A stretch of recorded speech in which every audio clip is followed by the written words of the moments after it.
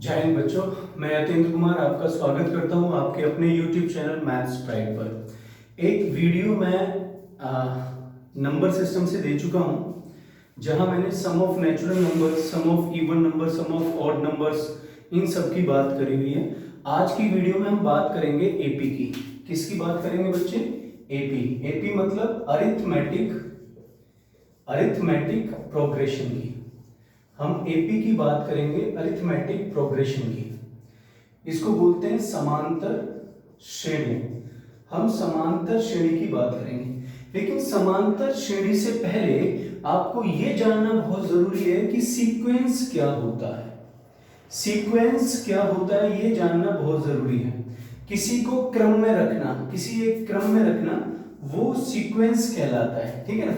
जैसे अगर आप देखेंगे 3, 5, 7, 9, ठीक है, इसके बाद 11, मैंने इसको एक क्रम में रखा हुआ है कि पहले 3 आया, उसके 2 बाद 5 आया, उसके 2 बाद 7 आया, उसके 2 बाद 9 आया, उसके 2 बाद 11 आया। अगर मैं इस क्रम को एक्सप्लेन करना चाहूं तो मैंने ये जो क्रम बनाया है, ये बनाया है 2n+1 से। अगर मैं n की वैल्यू 1 पुट करता हूं तो 1 2 2 + 1 3 हो जाएगा। 2 पुट करता हूं तो 2 2 4 + 1 5 हो जाएगा। 3 पुट करता हूं तो 3 2 6 + 1 7 हो जाएगा। 4 2 8 + 1 9 हो जाएगा। 5 2 10 + 1 11 हो जाएगा। तो मैंने इसको एक सीक्वेंस में रखा है। ये सीक्वेंस कुछ भी हो सकता है। ये 1 का स्क्वायर, 2 का स्क्वायर, 3 का स्क्वायर, इस तरीके से 1 4 9 करके भी सीक्वेंस हो सकता है। ये सीक्वेंस मल्टीप्लाई में भी हो सकता है। 1 दूनी 2, दूनी 4, दूनी 8, दूनी 16, इस तरीके से भी सीक्वेंस हो सकता है। तो सीक्वेंस कुछ भी हो सकता है। अब हम ऐसे सीक्वेंस की बात करेंगे जिनका अंतर समान रहे, वो समांतर श्रेणी कहलाता है। ऐसा सीक्वेंस जिसका डिफरेंस कैसा हो, सेम, वो समांतर श्रेणी कहलाता है। ठीक है ना? जैसे 3 5 7 9 11 है, इनके बीच का अंतर कैसा चल रहा है बच्चे? सेम। ये 2 है, ये भी 2 है, ये भी 2 है, और ये भी 2 है। मतलब किन्हीं भी दो पदों के बीच का अंतर कैसा हो? समान। अब ये जो श्रेणी है, ये दोनों तरीके से दी हो सकती है। ये असेंडिंग ऑर्डर में भी हो सकती है। असेंडिंग ऑर्डर मतलब आरोही क्रम, असेंडिंग ऑर्डर मतलब आरोही क्रम, और ये डिसेंडिंग ऑर्डर में भी हो सकती है। डिसेंडिंग ऑर्डर मतलब अवरोही क्रम। ठीक है ना? डिसेंडिंग ऑर्डर मतलब अवरोही क्रम। तो मैं कुछ चीजें यहां पे क्लियर करूंगा। जब भी हम कोई सीक्वेंस लें जिसमें डिफरेंस कैसे सेम चल रहा हो, तो इस पहली वाली वैल्यू को हम फर्स्ट टर्म, प्रथम पद के नाम से जानेंगे। किसके नाम से जानेंगे बच्चे? First term. और हम इसे रिप्रेजेंट करेंगे ए से। किससे? ए से। और ये वाली जो है, लास्ट वाली जो वैल्यू है, इसको रिप्रेजेंट करेंगे टीएन से। टीएन मतलब nth टर्म्स। किससे प्रेजेंट करेंगे? nth टर्म से। दूसरा, अगर बच्चा चाहे तो इसे एल भी लिख सकता है, मतलब लास्ट टर्म। मतलब क्या लिख सकता है? Last term. तो ये क्या हो गया हमारे पास? ए हो गया, और ये क्या हो गया हमारे पास? एल हो गया। ठीक है ना? और कॉमन डिफरेंस कितने का है बच्चे? ये जो डिफरेंस है, this is called common difference. इसको हम क्या बोलेंगे? Common difference. इसको क्या बोलेंगे? Common difference. और रिप्रेजेंट किससे करेंगे? डी से। तो डी क्या है यहां पर? 2। डी क्या है यहां पर? 2। अभी समझते हैं। ऐसी श्रृंखलाओं को हम लेंगे जिनका प्रथम पद और आप जिनके किन्हीं भी दो पदों का अंतर हमेशा कैसा हो? समान। वो क्या कहलाएगा? Arithmetic progression. अभी देखते हैं, हम दोनों सीरीज को एक साथ लिखते हैं। ठीक है ना? असेंडिंग ऑर्डर में भी और डिसेंडिंग ऑर्डर में भी। हमने श्रृंखला ली 12, 15, 18, 21, 24, इस तरीके से हमने सीरीज ली। अगर इस सीरीज को मैं देखूं तो ये बढ़ते हुए क्रम में, और हम इसे क्या लिखेंगे? Ascending order.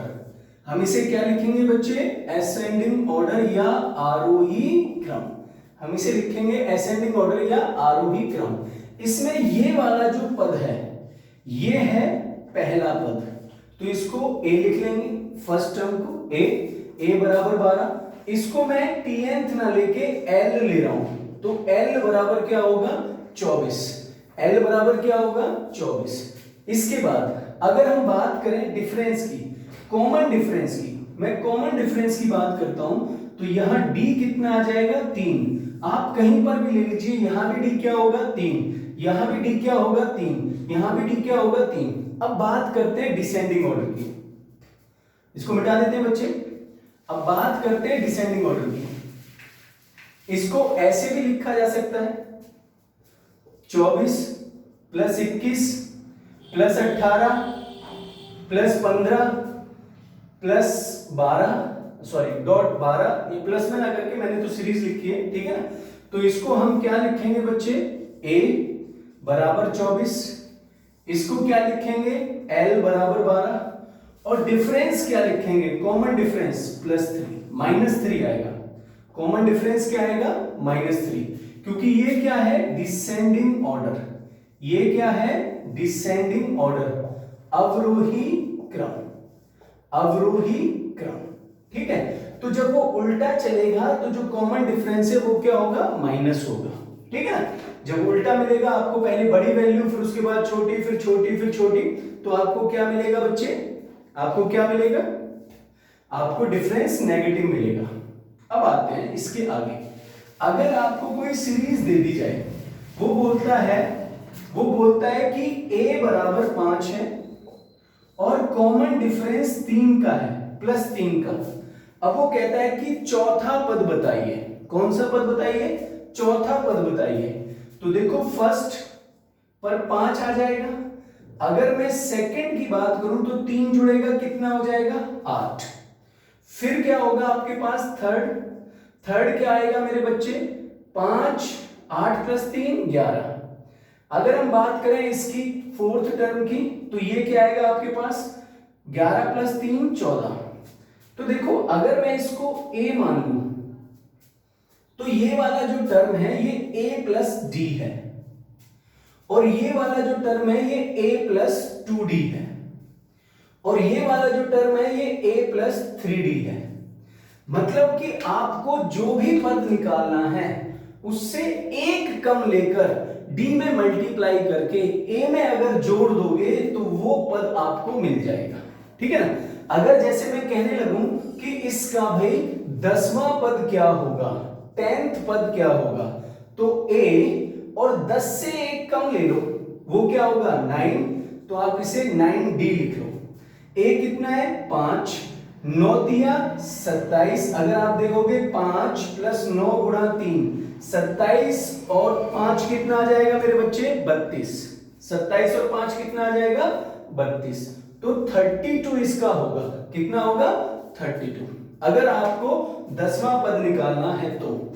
और अगर मैं ये कहने लगूं कि इसका nth टर्म क्या होगा, nवां पद क्या होगा, तो nवां पद निकालने के लिए आपको a + n - 1 × d करना होगा, a + n - 1 × d करना होगा, ठीक है ना। तो ये nवां पद है, ये क्या है l = a + n - 1 × d आ जाएगा। ये फॉर्मूला आ गया जिसमें हमें लास्ट पद को निकालना होगा, ये फॉर्मूला आ गया जिसमें हमें लास्ट पद को निकालना होगा। अब कैसे निकालेंगे देखिएगा, मैं इधर कुछ क्वेश्चन लिख रहा हूं, ठीक है, और हमें उसका आंसर बताना है, ठीक है। जैसे मैंने सीरीज लिख दी 8 + 8, 10, 12, 14, डॉट डॉट डॉट। मैं कहने लगूं कि इसका 10वां पद या 10th टर्म क्या होगी। एक और क्वेश्चन ले लेते हैं, हमने लिया 5, 10, 15, 20, और मैंने बोला कि इसका 15वां पद क्या होगा, ठीक है ना। ऐसे ही हमने क्वेश्चन ले लिया हमने क्वेश्चन ले लिया 15, 30, 45, और मैंने बोला कि इसका 8वां पद क्या होगा। आप चाहो तो 88वां लिख लो, कैलकुलेशन सही होनी चाहिए, बस कितना भी लिख सकते हो, इसमें कोई दिक्कत आने वाली बात नहीं है। अगर हम किसी का भी निकालें बड़े आसानी से निकाल सकते हैं।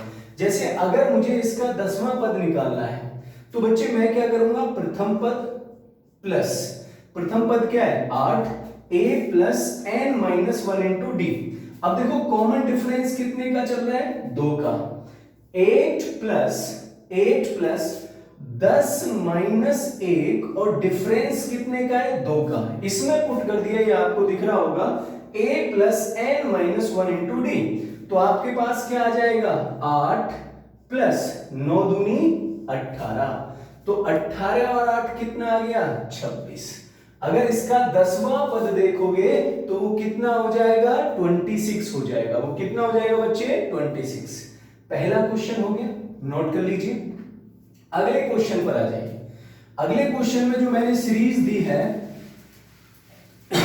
उसमें प्रथम पद क्या है, 5 और कॉमन डिफरेंस कितने का चल रहा है भाई, 5 का।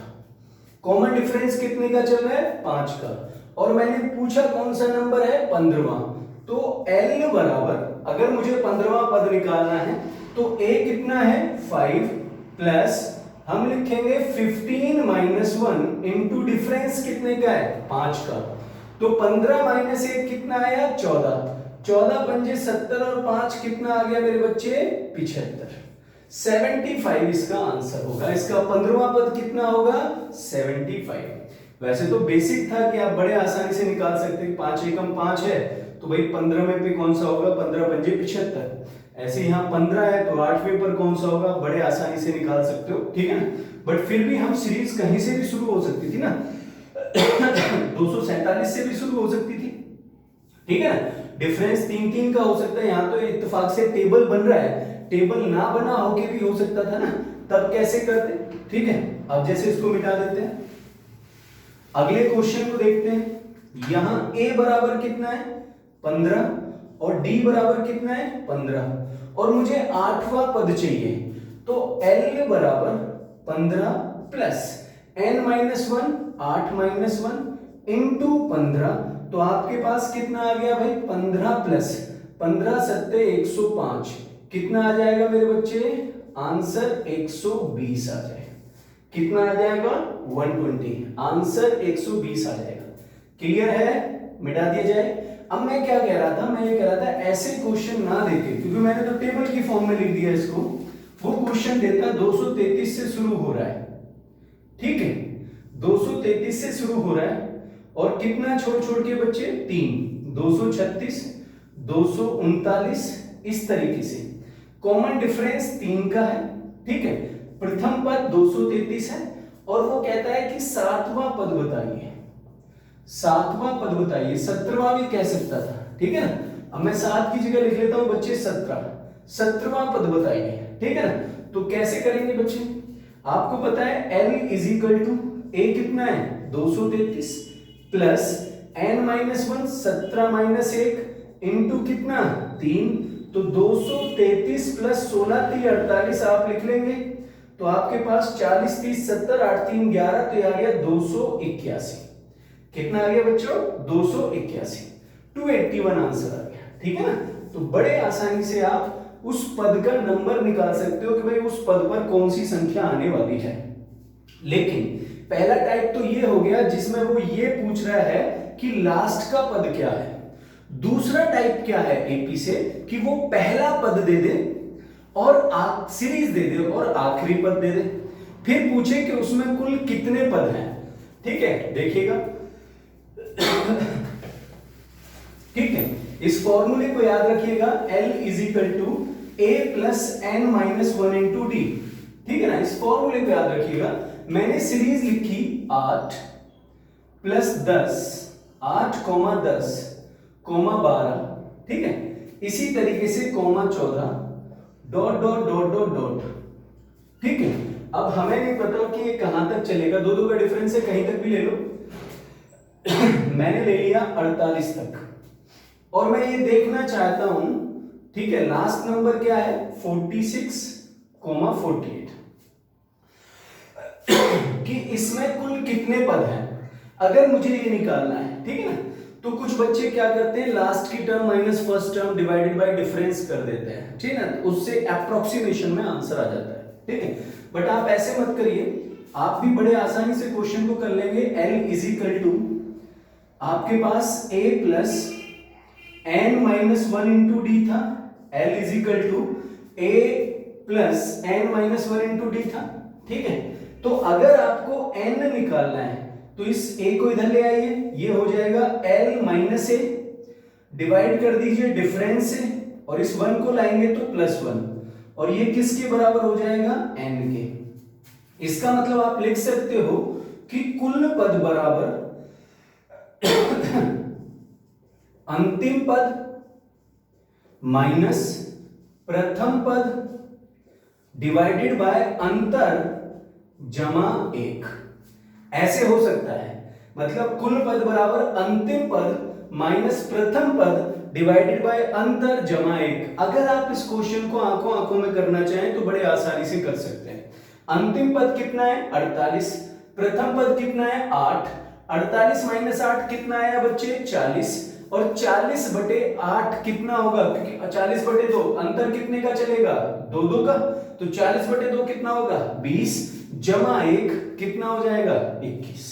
देखो कैसे, आपने लिखा 48 माइनस 8, क्योंकि लास्ट का पद 48 है, प्रथम पद कितना है 8, 48 माइनस 8 बटे अंतर कितना है मेरे बच्चे 2 का, तो आपके पास कितना आ जाएगा जमा 1, तो आपके पास कितना आ जाएगा भाई 40 बटे 2 जमा 1 कितना आ गया 21, कितना आ गया 21।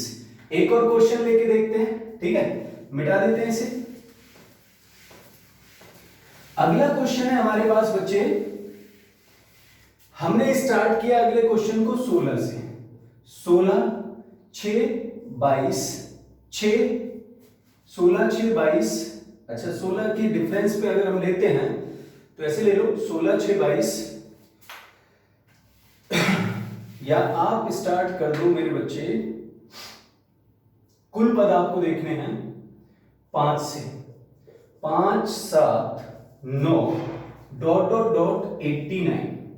आपको ये देखना है कि इसमें कुल पद कितने हैं, इसमें कुल पद कितने हैं, तो आप कैसे फाइंड आउट करेंगे। आपने क्या किया बच्चे, n बराबर last term l minus A divided by difference plus 1, last term minus first term divided by अंतर जमा 1 करना है। तो आप करेंगे 89 माइनस 5, अंतर कितने का चल रहा है 2 का, जमा कितना होगा 1, तो आपने देखा 89 में से 5 गया 84 बटे 2 जमा 1, तो आपके पास कितना आ जाएगा भाई 42 प्लस 1 कितना आ गया 43, 43 विल बी द आंसर। अब वो आपकी समझ में आ गया होगा कि भाई कैसे हो रहा है क्वेश्चन ना। अब वो आपसे किस तरीके से क्वेश्चन पूछ सकता है, ठीक है ना, आपसे क्वेश्चन पूछ सकता है कि 100 से 300 के बीच, 300 के बीच कितनी संख्याएं हैं, कितनी संख्याएं हैं जो कि 2 तथा 3 से पूर्णतः विभक्त होती हैं, 2 तथा 3 से पूर्णतः विभक्त होती हैं, ठीक है ना। How many terms are between from 100 to 300 which are completely divisible by 2 and 3 both। इसका मतलब है कि 100 से 300 के बीच बोल रहे हैं हम, तक नहीं बोल रहे हैं हम, क्या बोल रहे हैं के बीच कितनी ऐसी संख्याएं हैं जो कि 2 तथा 3 से पूर्णतः विभक्त होती हैं। जब हम के बीच बोलते हैं तो लास्ट वाले टर्म को नहीं लेते, और अगर हम तक बोलते हैं तो लास्ट वाले टर्म को लेते हैं, ठीक है। तो हमने बोला के बीच, 300 के बीच, तो लास्ट वाले टर्म को नहीं लेना है। अब देखो 2 तथा 3 से पूर्णतः विभक्त हो, 2 तथा 3 से कटने का मतलब है कि वो 6 से कटे, कितने से कटे 6 से, 2 and 3 का मतलब है कि वो कितने से कटे, 6 से। तो आपको सबसे पहले सीरीज बनानी है जो 6 से कटना स्टार्ट कर दे और 100 से बड़ी हो, तो वो है 102। फिर 6 का अंतर चलेगा 108, 114 और इसी तरीके से आप 300 तक गए। लेकिन 300 को आप ले नहीं सकते क्योंकि के बीच बोला है। अगर के बीच बोला है और आप 300 को नहीं ले रहे हो तो आप यहां पर ले लो 900, सॉरी 300 में से 6 माइनस कर दो, कितना आ जाएगा 294। कितना आ जाएगा 294। तो आप 294 तक ले सकते हो। ठीक है, अब क्वेश्चन उठता है कि इसमें कुल पद कितने हैं। क्वेश्चन उठता है कि इसमें कुल पद कितने हैं। तो आप देखो प्रथम पद क्या है, a 102 है, डिफरेंस कितने का चल रहा है, 6 का चल रहा है, और लास्ट का टर्म क्या है 294। आपको n चाहिए, तो last term minus first term, 294 minus 102 divided by common difference 6 जमा 1 या प्लस 1। आपने सॉल्व किया, अगर 294 में से 102 को माइनस करते हो तो आपके पास कितना बचेगा 192 बटे 6 जमा 1। आपने 6 से इसे काटा, 32 प्लस 1 कितना आंसर आ जाएगा 33। 33 विल बी योर आंसर। 33 आपका उत्तर होगा। क्लियर है, नोट कर लीजिए आराम से। अगर मैं यहीं पर 300 की जगह पर 900 दे देता, क्या दे देता 900, तो आंसर क्या होता भाई, सीरीज तो सारी सेम ही होती, यहां सिर्फ लास्ट का नंबर बदल जाता, क्योंकि 900 को ना लेके 900 से 6 कम ले लो और वो क्या होगा 894। वो क्या होगा 894। ठीक है ना। तो आपके पास क्या आ गया बच्चे, अगर मुझे n निकालना है तो 894 माइनस 102 डिवाइडेड बाय 6 प्लस 1, ये आ जाएगा n बराबर 792 बटे 6 जमा 1, या n बराबर ये आ गया आपके पास 6 कम 6, 6 तिया 18 और 6 दूनी 12, 132 जमा 1, आपका आंसर आ गया 133। ठीक है, इस तरीके से आप निकाल सकते हैं। वो क्वेश्चन आपको ऐसे भी दे सकता है। ठीक है, ये जो मैं क्वेश्चन लिख रहा हूं वो सारे क्वेश्चन हैं जो आए हुए हैं। ठीक है, 200 से 600 के बीच कितने नंबर हैं, कितनी संख्याएं हैं, कितनी संख्याएं हैं जो कि 3, 4 तथा 5 से पूर्णतः विभक्त होती हैं, पूर्णतः विभक्त होती हैं। ये क्वेश्चन हमने आगे दे दिया। 200 से 600 के बीच कितनी ऐसी संख्याएं हैं जो 3, 4, 5 से पूर्णतः विभक्त होती हैं। How many terms are between 200 to 600 which are completely divisible by 3, 4 and 5? ठीक है ना।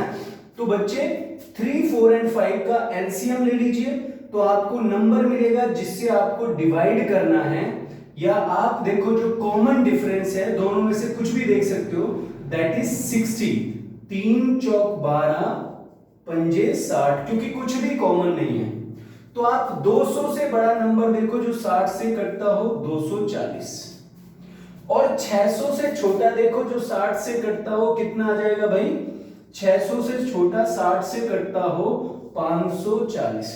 वैसे इसको अगर आप इस मेथड से सॉल्व भी ना करो तो ज्यादा अच्छा है। क्यों? क्योंकि ये बड़े आसानी से सॉल्व हो जाएगा। कैसे सॉल्व हो जाएगा बच्चे, 240 के बाद 300 होगा, फिर 360 होगा, फिर 420 होगा, 480 होगा, 540 होगा। तो आप देख रहे हो कुल पद कितने आ गए 6। तो आप n = l - a, ठीक है, डिवाइडेड बाय d + 1 लगाओ मत, क्योंकि बहुत छोटा है, बड़े आसानी से हो जाएगा। ठीक है बच्चों।